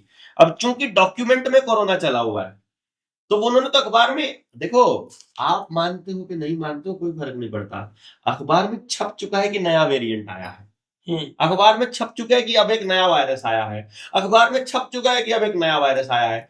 तो जो मरने वाले लोग हैं ना, वो वायरस में ही लिखे जा रहे हैं, उसी के किस खाते में लिखे जा रहे हैं। अब घर का खाता खुल गया है ना, तो घर का कोई भी आदमी दुकान से सामान ला रहा है, उसी खाते से कट रहा है सब कुछ, तो उस वायरस के खाते में सब चढ़ रहा है। तो ये महामारी के खाते में चढ़ रहा है सब कुछ। आप एक्सीडेंट से मरो, आप हार्ट अटैक से मरो, मल्टी ऑर्गन फेलियर से मरो, वैक्सीन के साइड इफेक्ट से मरो, आप लड़ाई झगड़े में मरो, जैसे मरो, आपका जो मौत है वो आपकी महामारी के खाते में आ रही है। ये कब पता चलेगा? जब आपके पोता पोती होंगे। मैं आज से 40 साल बाद की बात कर रहा हूं। उसी 40 साल बाद कभी आपके पोता पोती के भीतर का भगत सिंह जाग जाए, मान लो नेताजी सुभाष चंद्र बोस आपके घर में जन्म ले, हमारे घर में हमारी अगली पीढ़ी के अंदर कोई भगत सिंह या कोई सुखदेव, राजगुरु, चंद्रशेखर, कोई इस्फाकुल्ला खान, कोई ऐसा जन्म ले और वो कहे ये गुलामी बर्दाश्त नहीं होगी तुम्हारे न्यू वर्ल्ड ऑर्डर वालों की और आप हम आजादी चाहते हैं, तो बोलेंगे भिखारी की औलाद, तो गुलामी चाहता है, बोलेगा आप जैसे आपका वंशज बोलेगा हम मदन लाल ढींगड़ा के वंशज हैं, हमारे वाला बोलेगा हम सूरजमल के वंशज हैं, और राणा जी का वंशज बोलेगा हम महाराणा प्रताप के वंशज हैं। कोई मतलब ऐसा करके सब अपने अपने, कोई परशुराम का वंशज बोलेगा अपने आप को, ठीक, वो सब अपने अपने महापुरुषों को ले आएगा, हम उनके वंशज है। ओ वंशज, पहले अपना इतिहास पढ़, रजिस्टर में एंट्री देख, तेरा बाप भिखारी था, है भिखारी कैसे, ये देख 2020 से लेकर 2030 तक 85 करोड़ लोगों को 5 किलो अनाज सफेद दाढ़ी वाला सुअर दिया करता था, ठीक है? ऐसे कैसे? हमारे तो 10 एकड़ जमीन थी उस टाइम पे, 10 एकड़ जमीन वाला कैसे लेता था? अब असल होता क्या था, वो जमींदार ले नहीं रहा, वो कोटे वाले को बोल रहा है अरे मैं तेरा राशन क्यों लूंगा, तो कोटे वाला उसको बोलता है चाचा अंगूठा लगा जाना यार, मत लेना मत। अब आप अंगूठा लगाया है तो मतलब आप कह दिया कि मैंने ले लिया। आपने वो लेकर चाहे डंगरों को खिलाया, चाहे खेत में डाला, चाहे कहीं भी डाला, लेकिन रजिस्टर में एंट्री होगी आपने 5 किलो राशन के लिए लाइन में लग के लिया, ठीक। अब वो 40-60 साल बाद आपके पोता पोती को क्या कह रहा है कि देख रोटी खाने का जुगाड़ नहीं था तेरे बुजुर्गों का, 5 किलो राशन हम दिया करते थे, तेल हम दिया करते थे, दाल हम दिया करते थे, नमक हम दिया करते थे, तुम्हारे घर में लड़की पैदा हो जाए उसका पालने की औकात नहीं थी, वो पैसा हम दिया करते थे, लड़की की शादी हो तो शादी करने का जुगाड़ नहीं था, वो पैसा हम दिया करते थे, बूढ़ा कोई हो जाए घर में बुजुर्ग, ठीक है, उसको पालने का पैसा लेता था हरामी तेरा दादा, उसकी पेंशन हम देते थे, तुम्हारी कोई महिला विधवा हो जाए उसको पालने का भी पैसा लेता था तेरा बाप तेरा दादा, उसका पैसा हम देते थे। अरे और तो छोड़, स्कूल में पढ़ने जाता था, आधी छुट्टी में खाना खाने खिलाने की औकात नहीं थी तेरे दादा की, मिड डे मील हम दिया करते थे, पेंशन मतलब पेंशन के नाम पर भीख है वो। तुम कह रहे हो तुम किसान जमींदार की औलाद हो, अरे 2000 रुपए हम दिया करते थे। असल में इतिहास में ये लिखा जा रहा है कि ये पैसा लेने वाले भिखारी हैं, क्योंकि इनकी औलादों का सीना चौड़ा ना रहे, उनकी नजरें हमेशा झुकी रहे, क्योंकि लेने वाला आदमी कभी लड़ नहीं सकता। लड़ सकता है वही आदमी जो ये कह सकता है तेरा कुछ ले रखा है क्या, तेरा लेके खाया है क्या, ये कहने वाला आदमी लड़ सकता है, ये कहने वाला आदमी नहीं लड़ सकता कि भाई तेरा ले रखा है, खा रखा है, क्योंकि उस वक्त इतिहास में उसके दादा ने ये नहीं लिखवाया कि मैं ये अनाज लेता नहीं था, पक्षियों को दाने डाल देता था यहां से लेकर के। खाते में लिख जा रहा है कि तेरा जुगाड़ नहीं था बेटा, तुम्हारी सारी जमीन बैंकों में नीलाम पड़ी थी, जाके पता करो, हर आदमी की केसीसी में नीलाम पड़ी है, जमीनें नीलाम पड़ी हैं, काम धंधा कुछ होता नहीं, बेरोजगारी के रोने रोज अखबारों में छप ही रहे हैं, रोजगार करने लायक ही नहीं हो तुम, ऐसा अखबारों में छप रहा है, अखबारों में इतिहास लिखा जा रहा है कि तुम्हारे बच्चे काबिल नहीं है, हमारे पास नौकरियां तो खूब है, नौकरी निकली थी 400, सिलेक्शन हुआ 150 का, अरे भैया 250 तो पोस्ट वाले आदमी नहीं मिले हमको, ऐसा कह रहे हैं, क्योंकि सरकार ने जो कहा वो सिस्टम ने अखबार में लिख चुका, छप चुका है, वो अखबारों में वो इतिहास बन चुका है। इतिहास आपको भिखारी ना कहे, इसलिए मैं ये कह रहा था। आज भी मैं जब गुना के वहां उस मीटिंग में बैठा था तो मैंने उनको कहा था घर तोड़ने की लड़ाई तो अपन लड़ लेंगे, आप फिर राजनीतिक पार्टी क्यों बनाई है? मैं उनको ये कह रहा था कि ये उस मुद्दे पे आएंगे, पहले ये बताइए। पहले नहीं वो राजनीति वाले बात तो बताऊंगा। मैं उनको ये कह रहा था कि देखो तुम्हें अनाज लेना ही है ना, तो सिस्टम से सिर्फ एक लिखित में कागज दे दो कि हम फ्री नहीं लेना चाहते, हमसे 2 घंटे 4 घंटे काम करवा लिया करो, हम कुछ भी फ्री नहीं लेना चाहते, हम पेंशन फ्री नहीं लेना चाहते, आप हमसे काम करवाया करो ताकि वो हमारी मेहनत गिनी जाए। तुम देना चाहते हो ना, काम करवा के दो ना, तो फिर हम इतिहास में लिखा जाएगा मेहनत करके कमाते थे। इसमें फर्क है थोड़ा सा, बिल्कुल ठीक है ना, क्योंकि उनको काम करने के लिए आदमी मिल गया, उनको पैसा मिल गया, अगर लेना ही है तो। ये तो है एक पॉइंट। दूसरा जो आपने हमसे पूछा कि आपने पार्टी क्यों बनाई, इसमें 3 शब्द हैं, ध्यान से देखिएगा, एक है जनता, एक है सरकार और एक है मोर्चा। जनता मैं हूं, ठीक है, सरकार मालिक होता है यानी जनता ही मालिक है, और मोर्चा का मतलब है फ्रंट। ये पार्टी नहीं है, ये संगठन भी नहीं है। आप भी तो ऐसे बड़ी थी ना ना ना, वो उसने तो बढ़ाई थी। आप मैं बताता हूँ, उन्होंने केजरीवाल भी आपकी तरह बातें कर करके आज मुख्यमंत्री बन के बैठे हैं। सही, आपका भी दिल कहीं ना कहीं कुर्सी में बैठने का तो कर ही रहा है। मैं तो कभी का बैठ लेता था, मुझे बैठना होता तो। इलेक्शन मैंने हम तो बनाया करते थे यार। अभी लोगों को पता नहीं, आप इसकी पहली पीढ़ी चढ़ रहे हो। पहले सीढ़ी चढ़ रहा हूँ। हाँ भाई, अभी धीरे धीरे एमएलए बनाऊंगा, फिर मुख्यमंत्री, फिर कोई और आएगा बातें बनाने वाला, यहाँ डॉक्टर देवेंद्र मैंने ना बहुत जगह पे अपनी वीडियोस में बोला हुआ है, मैं आपके पॉडकास्ट में भी बोल देता हूँ, ताकि मेरे को बार बार याद आता रहे। मेरे सारे साथियों को हम ये सभी, मैं सुना दूंगा डॉक्टर। हाँ हाँ, वही तो कह रहा हूँ, तभी तो मैं आप बोल रहा हूँ। भाई देखो, आदमी की जबान से निकल जाए वो तो होती है गलती। और मैं कह रहा हूँ प्लान करके, योजनाबद्ध दिमाग से, कि मैं ये कह रहा हूँ कि यदि गलती से भी मैंने चुनाव लड़ लिया ना, मैं ये पूरा देश बेच के जाऊं। कैसे दिमाग तेज है। अब जब मैं इनको घुमा सकता हूँ, तो सोचो इनसे बड़ी खोपड़ी है, ठीक है ना, इन सबके पैरों के नीचे की जमीन निकाली हुई है, सब थर थर कांपते हैं कि ये सामने ना आ जाए। तो सोचो, अगर मेरे पास इतनी पावर हो जाए तो। मैं सिखा रहा हूँ जनता को पावर अपने हाथ में कैसे रखनी है। मैं सिखा ही नहीं रहा हूँ कि मेरे को कुछ बनना है। आपने भी तो ऐसे ही सिखाया था, केजरीवाल भूखा सो गया था, लोग इकट्ठे कर नहीं, देखो देखो, आप किसी के उस दौर के दर्द को इस तरह से नहीं, मतलब डिफेम कर सकते। वो व्यक्ति जो शुगर का मरीज है, अगर वो जनवरी की ठंड में सड़क के ऊपर भूख हड़ताल में बैठा है, भूखा, जहां डॉक्टर ने कह रखा है कि तुम नहीं खाओगे तो मर जाओगे, और वो कह रहा है कि मैं इस समस्या का समाधान चाहिए मुझे, आप उसके उस त्याग को आप ऐसे कम से कम नहीं कह सकते। चलो खुजलीवाल में बोलता हूँ आज के टाइम पर, क्योंकि वो इन्हीं के जैसा हो गया, वो अलग बात है, ठीक है। लेकिन उस दौर में उससे अच्छा लीडर हमको नहीं मिला था उस दौर में। रही बात आम आदमी पार्टी की, उसने पॉलिटिकल पार्टी बनाई थी, उसके बाद उसका नाम चूज किया था, और वो राजनीतिक जंग लड़ने लगा था। हमने ये मोर्चा बनाया है, इसमें आज तक कोई प्रधान नहीं है, इसमें हम पैसा इकट्ठा नहीं करते, इसमें हम कोई पद नहीं बांटते, इसमें कोई लीडरशिप नहीं है। फिर काम कैसे चलेगा? यही तो मजा है। इसमें हम क्या कहते हैं, मैं आपके साथ बैठूंगा, हम 6 लोग बैठेंगे, हम 6 लोग कहते हैं कि भैया ये वाला काम करना है, होना चाहिए कि नहीं पहले बताओ।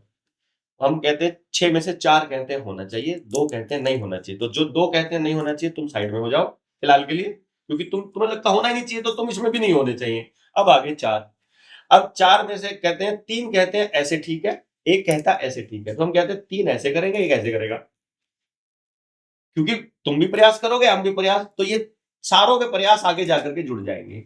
अब इसमें ऐसा होता है कि जो कह रहा है, आप कह रहे हो ऐसे होना चाहिए, आप ऐसे करोगे लीड, मैं कह रहा हूं ऐसे होना चाहिए, मैं ऐसे करूंगा लीड। हम नहीं कहेंगे कि आपको मेरे हिसाब से चलना है या आपके हिसाब से मैं चलूंगा ना, क्योंकि हम भला चाहते हैं।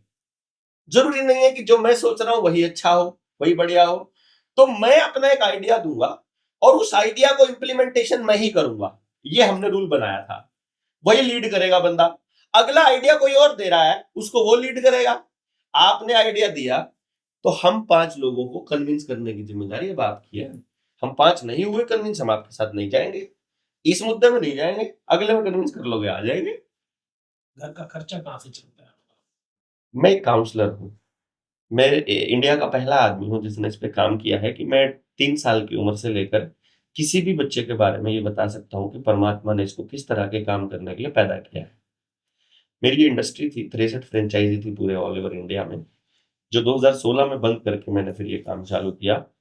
इसमें प्रॉफिट ज्यादा है? काउंसलर वाले में नहीं, इस वाले में जो सा आप काम कर रहे नहीं, इसमें तो हमको कोई पैसा, इसमें समाज का पैसा घर पे नहीं जाता, बिस्किट भी नहीं जाता घर में, और घर का पैसा इधर नहीं आता। मेरी जो एक अपॉइंटमेंट है उसकी वेटिंग 2 साल है आज भी, और मैं एक अपॉइंटमेंट का 1.5 लाख रुपया लेता हूँ। हैं। समय कब मिलता है?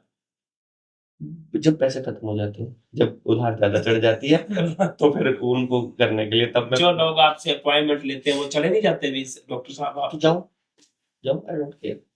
मेरा, क्योंकि मैंने परमात्मा से एक प्रॉमिस किया था कि मैं इस विद्या से अपने लिए लग्जरी खरीदूंगा नहीं, और जरूरत जितना हो जाता है, जरूरत आदमी को नहीं होती है। दाल दाल कितनी की महंगी आती है, रोटी कितनी की महंगी आती है, घर का बना सारा कुछ है, कोई टेंशन की जरूरत है नहीं, इतनी टेंशन लेता है। पॉलिटिक्स भी ये जिंदगी में तय किया हुआ है, ना कभी मकान बनाऊंगा, ना कभी जमीन खरीदूंगा, ना कभी अपने लिए लग्जरी कुछ खरीदूंगा अपने लिए। तो बच्चों के लिए क्या होगा? कितने बच्चे हैं आपके? हमने स्ट्रगल कर लिया, बच्चा भी कर लेगा। एक ही बेटा है, इंटरनेशनल प्लेयर है लॉन टेनिस का, ऐसे चले 7 साल की उम्र में 10वीं वो में। कहेगा नहीं आपने क्या किया, नहीं दे सकता। उसका भी ब्रेन वॉश कर दिया। उसके आप मिलोगे ना, आप उससे, मतलब आप ये कहोगे यार बच्चा ऐसा ही होना चाहिए। 20 साल की उम्र है, आप सोच सकते हैं उसके पास आज भी टच वाला फोन नहीं है, उसके पास वो कीपैड वाला है। तो यानी टेक्नोलॉजी से कॉलेज आपने में दूर पढ़े रखा हुआ है ना। उसको। तो टेक्नोलॉजी कैसे सीखेगा जब? टेक्नोलॉजी ये नहीं है ना, ये तो ये ब्रेन क्या वॉश है है, फिर? उसे समझता है वो सारा कुछ। तो ये क्या है? ये फिर नहीं रखना चाहिए। नहीं, ये डाटा कलेक्शन सेंटर है, ये सिर्फ आपका डेटा इकट्ठा कर रहा है। आप कैसे कितने, डाटा इकट्ठा कर रहे इसके अंदर आपने जीमेल डाला हुआ है, साथ में अपना फोन नंबर डाला हुआ है, साथ में अपना आधार डाला हुआ है, फोन नंबर के साथ आधार कनेक्टेड है, आधार के साथ आपकी सारी चीजें कनेक्टेड है। अब ये फोन आपको जैसे ही आप इसे हाथ में उठाते हो और जैसे ही ऑन करते हो, ऑन करते ही सबसे पहले देखता है बंदे ने फोन खोल लिया है। फिर ये देखता है इसने इतने सेकंड तक जीमेल चलाया, इतने सेकंड तक फेसबुक चलाया, इतने तक इसने गूगल चलाया, इतने गूगल पे इसने अश्लील वीडियो ढूंढी, इसने खबर ढूंढी, इसने ऐसी वीडियो ढूंढी। ये ऐसी वीडियो यूट्यूब पे देखता है, फेसबुक पे ऐसे लोग इसके साथ कनेक्टेड है, इतने लोग कनेक्टेड है, इतनी देर ये पैदल चलता है, इतनी देर ये गाड़ी से चलता है, इतनी देर ये बात फोन पे करता है, इतना फोन कान के पास लगा के रखता है, इतना ये हाथ में रखता है, इतना ये जेब में रखता है, इतना चार्ज करता है, इतना पैसा खर्च करता है, इतनी जगह डोनेशन देता है, इतनी जगह लेता है, बैंक खाते में इतना पैसा है, प्रॉपर्टी यहाँ यहाँ पर है, बैंक लोन इसका इतना है, उस लोन का इंस्टॉलमेंट इतना जाता है, इतना नहीं जाता है, लेन देन इतना कैश में करता है, इतना ऑनलाइन करता है, ये बीमारियां इसको है, दारू कौन से ठेके से लेता है, राशन कौन सी दुकान से लेता है, एक एक चीज की जानकारी इकट्ठा कर रहा है। हैं? जानकारी तो होनी चाहिए। Which is being used, which will be used to control you. जो 2030 का जो एजेंडा है वर्ल्ड इकोनॉमिक फोरम का, वो एजेंडा इसी के जरिए इस्तेमाल किया जाना है, आपकी पूरी ट्रैकिंग करके कि इस आदमी को जब गर्दन लपेटनी है इसकी, अगर इसको दबोचना है तो इसकी कौन सी चीजें बंद करनी है, जहां से चलता है टक से सब खत्म। यानी इस टेक्नोलॉजी का उपयोग हमें नहीं करना ये चाहिए। आपने बनाई नहीं, जो आप बनाओगे वो आपके लिए है, जिसने बनाई है उसके लिए है, वो अपने लिए बनाई है उसने, आपके लिए इसको नहीं क्या बनाई है। फायदा? अरे आप अभी सोचो, जूते भी आ जाएगी ऐड, जूते उसी कंपनी के हैं, उसी की कंपनी के हैं। आप अभी मोटरसाइकिल सर्च करो, अभी मोटरसाइकिल की ऐड अच्छा, आने अच्छी लग बात जाएगी। है, फिर हमें बाजार नहीं जाना पड़ता। अच्छी इसका बात। मतलब है कि वो आपको कह रहा है जैसे मैं कह रहा हूँ वैसे खरीदो, जैसे मैं कह रहा हूँ वैसे सोचो, जैसे जैसे ये जो यूट्यूब के ऊपर आपके सामने वीडियो आती है, या जो गूगल पर आपके सामने ऐड आती है, या फेसबुक पर जो फीड आती है, वो आप थोड़ी तय करते हो कौन सी आएगी, वो तय करते हैं कि आपको कैसे सोचना है, वो तय करते हैं आपने क्या खरीदना है, वो तय करते हैं आप कैसे बोलोगे, वो तय करते हैं आप क्या देखोगे, वो तय करते हैं आपकी थॉट प्रोसेस कैसी होनी है। वो अपने लिए इस्तेमाल कर रहे हैं। आपका क्या ठेका? इतने बड़ी चिंता करते हैं वो हमारी, कि अजय मेहता जो वहां बैठा होगा भूना में, बड़ा तकलीफ में होगा, और मैं उसके लिए एक ऐसी डिवाइस बना देता हूं जिससे वो अपनी सारी जिंदगी आसान कर ले। उसने कभी बताया नहीं है। ये जब कान के पास रखते हो ना, सर्च करना, ईयरफोन जो कान में बच्चे लगा के रखते हैं, माइक्रोवेव की तरह आपके सेल्स को मार रहा होता है। फोन जब यहाँ लगाते हो, माइक्रोवेव की तरह दिमाग को गर्म कर रहा होता है। ये जो 5G की रेडिएशंस है, ये पाइनियल ग्लैंड को अटैक करती हैं। वाईफाई की रेडिएशन पाइनियल ग्लैंड को मारती है, उनको पता है। आपको कैंसर दे रहा है ये फोन, उनको पता है। आप इस नीचे वाली पॉकेट में डाल के रखते हो, स्पर्म काउंट खत्म हो रहा है, उनको पता है। इलेक्ट्रोमैग्नेटिक रेडिएशंस जब इस पॉकेट में डालते हो तो हार्ट को डिस्टर्ब करता है, उनको पता है। दिमाग को डिस्टर्ब कर दिया, हार्ट को कर दिया, हार्मोन्स को कर दिया, और क्या लोगे? और सबकी दवाइयां जिनकी है उसी का फोन है। फोन उन्हीं का, कंपनी उन्हीं की, पहले रिचार्ज देते हो, फिर बीमारी खरीदते हो, फिर इलाज भी उन्हीं से खरीदते हो, और क्या चाहिए उनको? ये चीज ढूंढने के लिए लोग कहाँ जाएं? आपकी बातें सच्चाई पता कर। जो जो लाइन बोली है सर्च कर लो। मान लो मैंने ईयरफोन वाली बोली है, side effect of earphone on brain, search कर लो। फिर बोलो फोन के माइक्रोवेव का उनका साइड इफेक्ट क्या है, सर्च कर लो। हार्ट के ऊपर इसका फोन का रिसर्च क्या है, अगर यहाँ पकड़ो सर्च कर लो। काउंटडाउन कम हो रहा है क्या स्पर्म का मोबाइल यहाँ पॉकेट में डालने से कि नहीं, सर्च कर लो। तो आपके हिसाब से अगर ये टेक्नोलॉजी नहीं अडॉप्ट करेगी तो देश आगे कैसे जाएगा? देश इससे आगे कैसे जा रहा है आप बताओ। आप, आपके घरों में बीमारियां बढ़ी कि कम हुई है? वो तो चलो बढ़ती जा रही है, वो तो जैसे ऐसा जैसे कैसे हो रहा है यार? जो जो चीजें बढ़ी हैं, देखो अस्पताल बड़े थे, बीमारियां कम होनी चाहिए थी, बीमारियां बढ़ गई। ठीक है, टेक्नोलॉजी बढ़ी थी, आदमी अमीर होना चाहिए था, गरीब हो गया, सारा देश कर्जदार हो गया। किसान खुद कुछ नहीं उगा रहा है। किसान जो सब कुछ उगा रहा है, जो एक दाना डालता है 1000 दाने पैदा करता है, वो तो कर्जदार है। ठीक है, जो पैदा कर रहा है वो तो कर्जदार है, और जो उसके पास अपनी खुद की जमीन भी नहीं, जो किराए की जमीन पर बैठा है बैंक, वो माला माल हो रहा है। तो मेरा एक सवाल आपसे ये रहेगा कि जो आपने ये राजनीति पार्टी बनाई है, ये आप इस पर राजनीति करोगे? दिल तो कर ये मोर्चा है मेहता साहब, ये राजनीतिक क्या है? पार्टी नहीं है। वो मोर्चे राजनीति बन जाती है।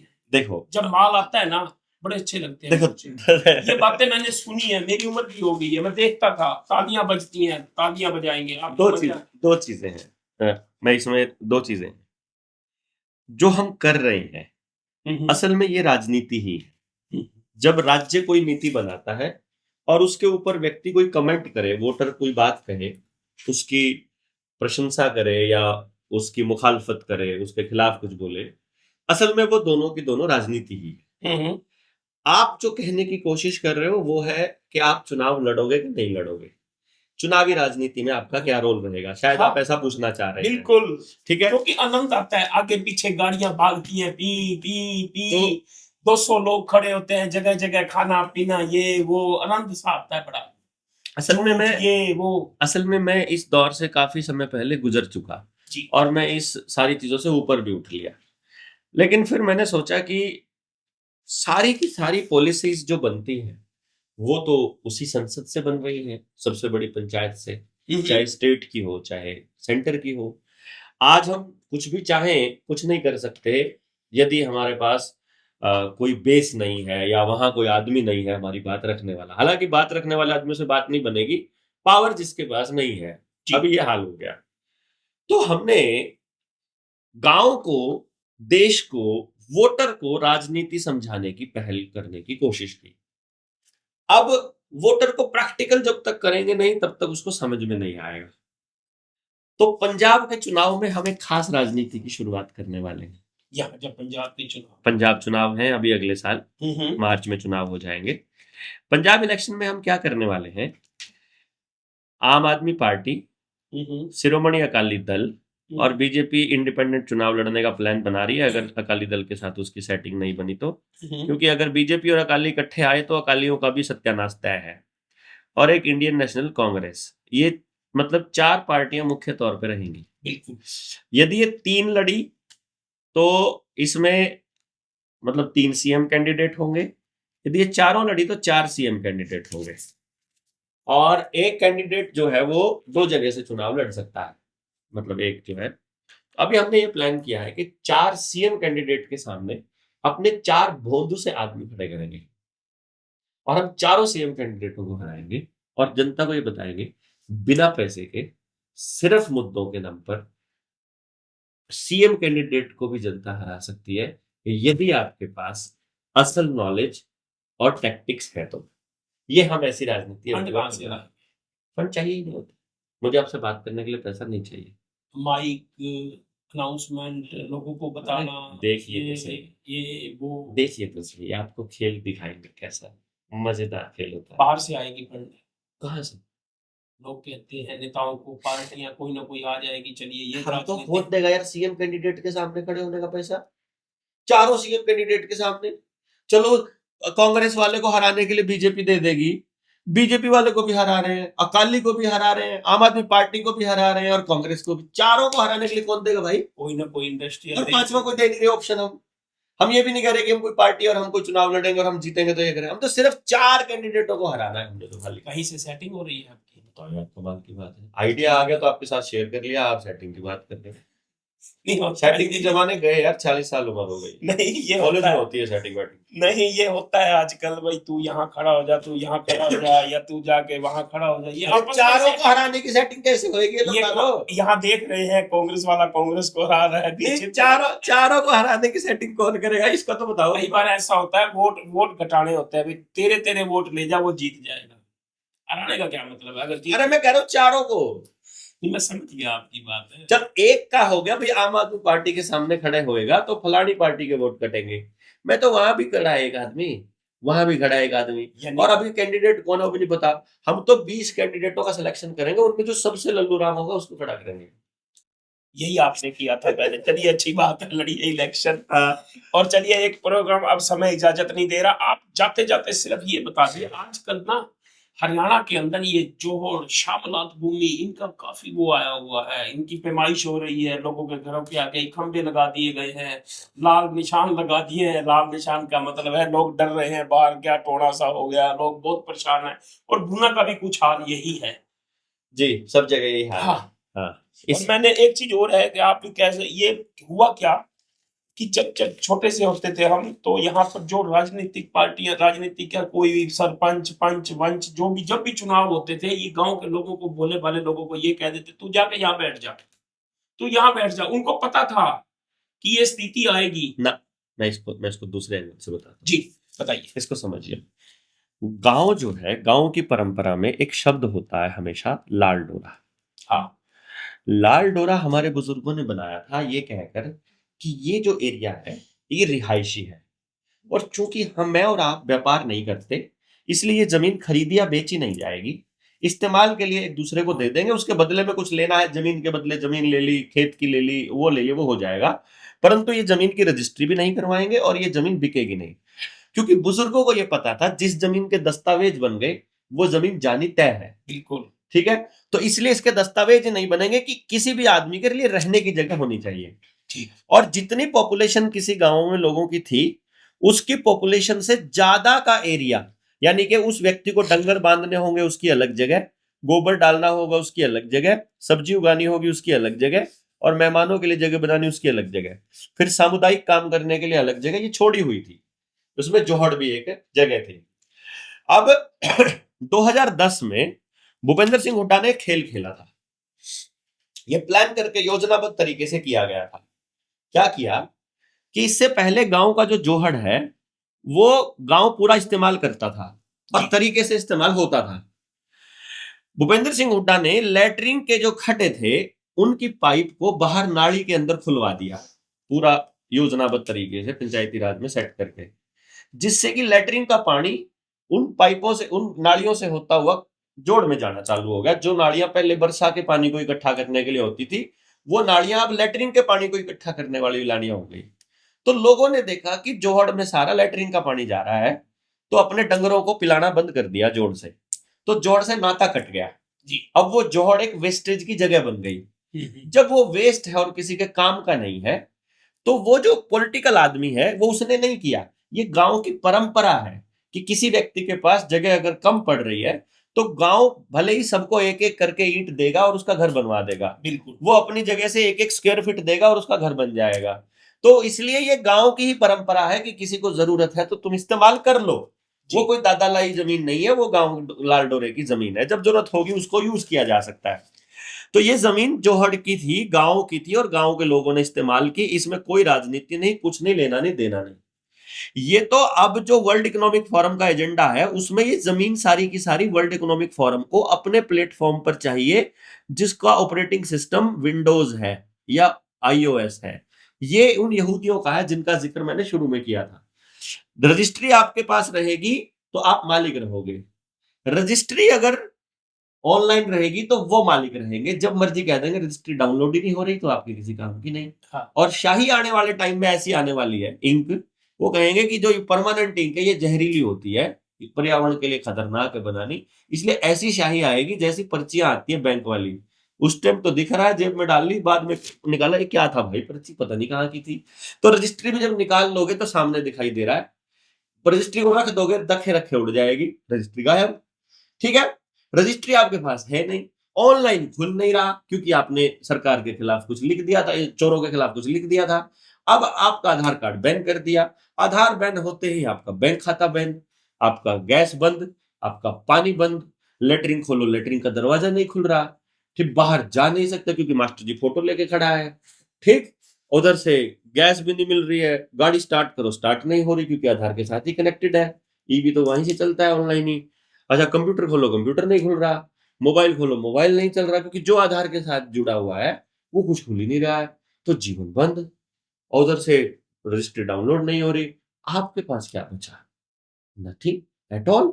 वो तो इसका खेल खेलने के लिए अब सिस्टम जब डीसी को आदेश दे रहा है या डीसी आदेश दे रहा है कि इनकी जमीनों को तोड़ लिया जाए, इनके घरों को तोड़ दिया जाए जो ये अवैध बने हैं, उनको मैं बताना चाहता हूं गांव बसा हुआ है 1000 साल से। हम्म, डीसी आया है 1950 में संविधान लागू होने के बाद। हम्म, ये हुए हैं उसको 76 साल। डीसी को भी 76 साल हुए हैं, विधानसभा को भी और लोकसभा को भी। 76 साल। और बूना बसा हुआ है 1000 साल से भी पहले से। ठीक बात। इसका मतलब बूना बाप है, दादा है, परदादा है, और डीसी चींटी है, उसकी औकात नहीं है। तो असल में डीसी वर्ल्ड इकोनॉमिक फोरम के इशारे पर भूना को ये बताने के लिए आ रहा है कि मालिक मैं हो गया हूं। उस टाइम पे भूना के लोगों को खड़ा होकर के ये बताना है, ये रहेगा कि नहीं रहेगा हम तय कर लेंगे। इसका मकान अवैध होगा ना, हम तोड़ेंगे सारे गांव वाले मिलके, तुझे नहीं तोड़ने देंगे, बाहर के आदमी को नहीं तोड़ने देंगे। इसलिए हम गांव वालों को समझाने आए थे, बाहर का आदमी मकान तोड़ गया तो गड़बड़ हो जाएगी, अपने आप तोड़ लो सारे आप एक दूसरे के। ये जितने 2000 लिस्ट में है ना, आपको लगता है कि भाई अजय मेहता गलत जगह पे बैठा हुआ है तोड़ लो, लेकिन आपस में तोड़ो प्लान करके। अजय मेरा तोड़ेगा, मैं अजय का तोड़ लूंगा, चल छुट्टी। उसको नहीं तोड़ने देंगे लेकिन हरामी को, क्योंकि वो मालिक हो जाएगा अगर उसने तोड़ दिया तो। और 70% लोग बूना के इकट्ठे होंगे, अगली मीटिंग होगी जनता सरकार मोर्चा की, यहाँ 10,000 लोग खड़ा होकर के ये कहेगा कि मकान हम नहीं टूटने देंगे किसी के भी। जिसके मकान नहीं आ रहे वो भी खड़े होंगे, जिनके बच्चे बेरोजगार है वो भी आएंगे, जिनके घरों में वैक्सीन से साइड इफेक्ट है वो भी आएंगे, जिनके घरों के अंदर बिजली का कनेक्शन ठीक से नहीं आ रहा वो भी आएंगे, जिन किसान को एमएसपी नहीं मिल रही वो भी आएगा। जो वो सारे आएंगे और फिर पूछेंगे उनसे कि तुम्हारे को जो समस्याओं के समाधान के लिए बिठाया था हरामियों, तुम वो तो कर नहीं रहे हो, मकान तोड़ने का फरमान तुमको बहुत जल्दी पूरा करना है। इसलिए ये जरूरी था ना, इसलिए इन लोगों के बीच में लगाए थे। चलिए अच्छी बात है, ये चर्चा यूं ही चलती रहेगी। और अब जो लोग इस कार्यक्रम को देख रहे हैं ज्यादा से ज्यादा लाइक और शेयर कर दीजिए। और एक बार फिर हमारे बीच होंगे, आपको करना क्या है, कमेंट करना है, शेयर करना है और बताना है। और इसके साथ ये भी बताना है कि आप डॉक्टर साहब को दोबारा इस स्टूडियो में कब देखना चाहते हो, ये बता देना, फिर आ जाएंगे और फिर अपनी बात रखेंगे। आपको सुनना है, लाइक शेयर करना है, दबा के कर दीजिए। हर आदमी तक ये आवाज जानी चाहिए, उसे जानकारी मिलनी चाहिए। धन्यवाद।